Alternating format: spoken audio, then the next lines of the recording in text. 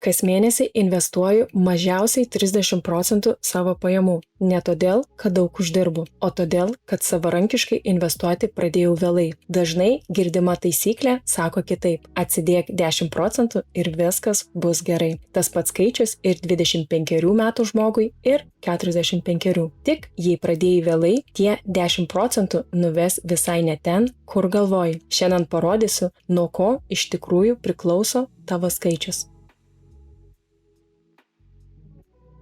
Sveiki, aš Auksė. Įsivaizduok du žmonės, kurie kas mėnesį investuoja lygiai tą pačią sumą ir ten pat. Vienam 25, kitam 45. Po 20 metų jų portfeliai atrodys panašiai, tik jaunesnysis turės dar 20 metų iki pensijos ir būtent tie paskutiniai metai padarys didžiausią darbą. Taip yra dėl sudėtinių palūkanų. Uždirbta grąža niekur nedingsta, o lieka viduje ir pati pradeda dirbti. Man tai primena duonos raugą. Pamaitini jį kartą ir kitą sykį kyla ne tik tai, ką tik įdėjai, bet ir visa tai, kas užaugo anksčiau. Investuojant lygiai taip pat. Pinigai, kurie įdarbinti išbuvo ilgiausiai, uždirba daugiausiai. Būtent todėl į klausimą, kiek procentų investuoti, taip sunku atsakyti. Iš pirmo žvilgsnio jis apie pinigus, o iš tikrųjų apie laiką. Ir atsakymas priklauso ne nuo to, kiek uždirbi, o nuo dviejų kitų dalykų. Kiek metų liko iki tos dienos, kai tų pinigų prireiks,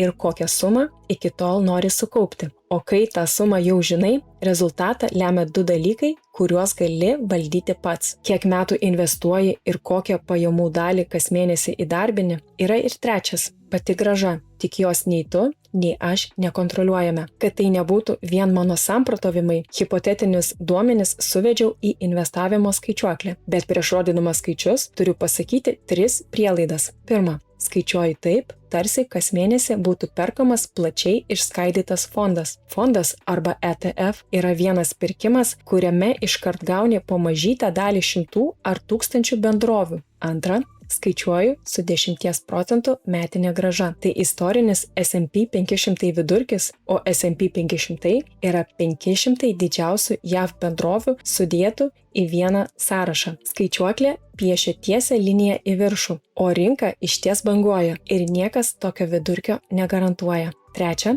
skaičiuoklė infliacijos neapima, bet ji ir daro prielaidą, kad visus 30 metų investuosi tą pačią sumą, nors gyvenime ji kartu su alga greičiausiai augtų. Pradžioje užsiminiau apie savo pajamas, bet skaičiuosiu nuo vidutinio atlyginimo, kad skaičiai būtų artimesni daugumai. Į rankas jis dabar apie 1550 eurų. Pradėkim nuo laiko, nes jis veikia stipriausiai. Investuojama suma palieku nepajudintą, keičiu tik metus. Tarkim, kas mėnesį investuojama 10% algos, tai yra 155 eurai. Investuojant 30 metų, portfelis užaugo iki 350 tūkstančių, bet investuojant 20 metų tik iki 117 tūkstančių. Ta pati suma kas mėnesį, o skirtumas tarp 30 ir 20 metų siekia 232 tūkstančius. Ir visi šitie skaičiai lieka hipotetiniai tol, kol neturi kur tuos pinigus įdarbinti.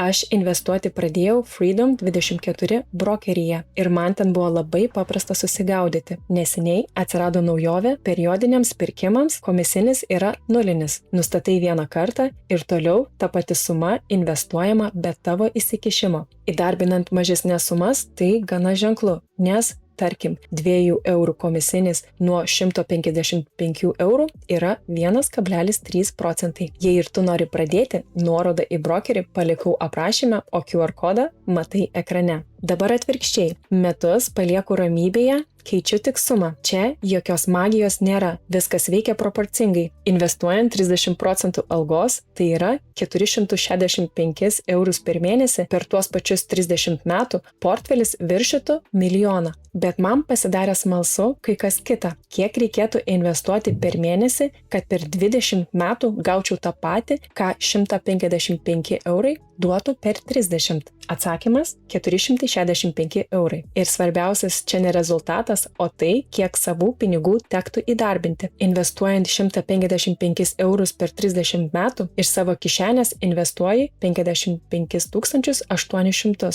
Investuojant 465 eurus. Per 20 metų iš savo kišenės įdarbini 111 600. Rezultatas beveik toks pat, tik antruoju atveju savo pinigų tektų įdarbinti dvigubai daugiau. 10 prarastų metų kainuotų beveik 56 000 eurų. Kai pirmą kartą tai pasiskaičiavau, nudžiugusi tikrai nebuvau. Būtent dėl to, kad pradėjau ne 28, o 38. Man pačiai tenka investuoti didesnę pajamų dalį, nei būtų reikėję. Teoriškai, skirtumą galima vytis rizikingesnėmis investicijomis, tik kartu auga ir tikimybė prarasti pinigus. Aš tokio kelio nesirenku. Vadinasi, laikas dirba stipriau nei įnašas, tik papildomai laiko nusipirkti negalime. Kas pradeda jaunas, tam didelių sumų net nereikia, o kas metų neturi, tam lieka vienintelis svertas – savo įnašo didinimas. Jei tau dabar 35 ar 45, tai nėra bloga žinia.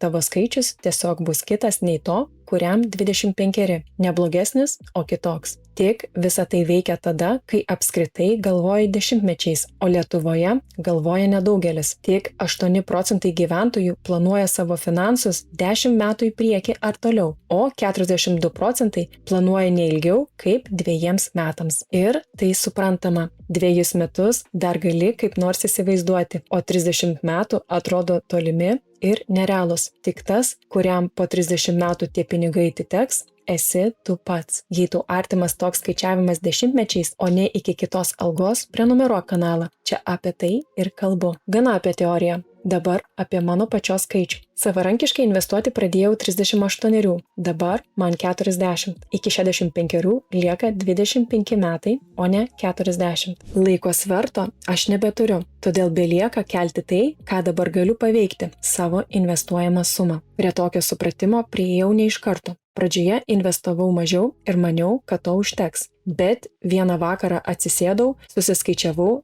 kiek man metų liko iki 65 ir pažiūrėjau, ką per tą laiką duotų 10%. Rezultatas manęs nedžiugino. Tada kėliau tą procentą tol, kol galutinis skaičius pradėjo panašėti į tai, ko noriu. Sustojau ties 30%. Bet čia privalau pasakyti tai, kas mano atveju daug ką lemia. Mūsų šeima neturi paskolų ir lizingų, o pati paskolos gyvenime nesu ėmusi. Būtent tai leidžia investuoti tiek, kas moka būsto paskolą ar turi kitų įsipareigojimų, to skaičius galimai bus visai kitas ir tai normalu. Ir dar, prie šio skaičiavimo apskritai einama tik tada, kai jau turi rezervą juodai dienai ir sutvarkytas brangias skolas. Apie šį eiliškumą kalbėjau atskirame epizode, kurio nuorodą palieku ekrano viršuje ir aprašyme, jei norėsi pažiūrėti po šio. Ir kad 30% neatrodytų kaip norma, štai keli skaičiai. 2/3 investuojančių Lietuvos gyventojų per mėnesį skiria nuo 21 iki 200 eurų, o 5% daugiau nei 200 eurų. 30% nuo vidutinės algos būtų 465 eurai. Tai gerokai virš to, ką daro dauguma. Ir dar 30% yra mano žemiausia riba, o ne tikslas. Kai kuriais mėnesiais išeina investuoti ir ženkliai daugiau. Tačiau turiu pasakyti ir tai, ko toks pasirinkimas reikalauja kasdien – disciplinos, o ji ne visada patogi. Kartais tikrai norisi naujesnės mašinos ar tokių atostogų, kur viskas įskaičiuota, bet ne tiek, kad dėl to atidėčiau tikslą. Senesnė mašina puikiai važiuoja, kelionės mėgstu susiplanuoti pati, o kuklus apartamentai mūsų negazdina. Jei dabar klausai ir galvoji, kad tiek investuoti tau neįmanoma, tai dar nereiškia, kad neverta pradėti nuo 10%. Primenu, 155 eurai per mėnesį per 30 metų gali užaugti iki 350 000. Tie patys pinigai, jei niekur neinvestuotum, taip ir liktų 55 800. Infliacija abu variantus veiktų vienodai, tik viename portfelis augtų ir turėtų šansų ją aplenkti, o kitame ne. Ir čia yra spąstai, į kuriuos pati vos neįkliuvau. Kai siekiama suma atrodo nepasiekiama, labai lengva nuspręsti, kad tada apskritai neverta pradėti. O pradėti nuo mažesnės sumos ir vėliau ją palengva kelti yra ne ką prastesnis kelias. Blogiau yra laukti to momento, kai atsiras ideali suma, nes belaukdamas prarandi tą vienintelį dalyką, kurio vėliau nenusipirksi. Tai laikas. O tas pirmas techninis žingsnis, vertybinių popierių sąskaita, dar nėra nei pirkimas, nei tavo galutinio skaičiaus patvirtinimas. Ja atsidaryti gali ir tada, kai savo procento dar tik ieškai, kaip tik tam, kad planas iš galvos pavirstų kažkuo apčiuopiamu. O jei smalsu, ką pati kas mėnesį perku, per Freedom24 brokerį gali pamatyti mano viešą portfelį realiu laiku. Portfelio nuorodą palikau aprašyme. Jį gali sekti visi, kurie turi čia paskyrą. Ir jei tą pirmą žingsnį jau žengiai, yra paprastas būdas investuojamą sumą po truputį kelti. Tarkim, LD pakilo 100 eurų. Pusę to padidėjimo, tai yra 50 eurų, iškart galima nukreipti į investicijas. Iš 155 tampa 205 eurai ir per 30 metų portfelis užaugtų ne iki 350 tūkstančių, o iki 463 tūkstančių. Papildomi 50 eurų per mėnesį duotų 113 tūkstančių skirtumą. O dabar grįžtu prie to, nuo ko pradėjau. Delsimas atrodo nemokamas, bet iš tikrųjų jis pabrangina tavo paties įnašą. Šiandien tam pačiam rezultatui tau galimai užtenka 10%. Palaukus 10 metų, to paties rezultato jau reikės siekti su 30% iš tos pačios algos. Tikslas tas pats, tik įnašas trigubai didesnis. Tad universalaus skaičiaus nėra. Yra du svertai - laikas ir tavo įnašas. Ir tavo skaičius labiausiai priklauso nuo to, kiek metų dar liko. Jei nori padaryti vieną dalyką šiandien, atsidaryk investavimo skaičiuoklę. Susivesk sumą, kurią gali skirti kas mėnesį ir metų skaičių iki savo tikslo. Tada pakeisk sumą ir pažiūrėk, kaip keičiasi rezultatas. Tavo skaičius bus ten, kur jis tave pradeda tenkinti. O kai jau žinai, kiek investuosi, iškyla kitas klausimas, kokios sumos apskritai reikia, kad galėtum nustoti dirbti prieš 65, kiek jos padengs valstybinė pensija, o kiek teks susikaupti pačiam. tą skaičiavimą su savo skaičiais atlikau epizode, kurį dabar matai ekrane. Susimatysime ten ir iki kito karto.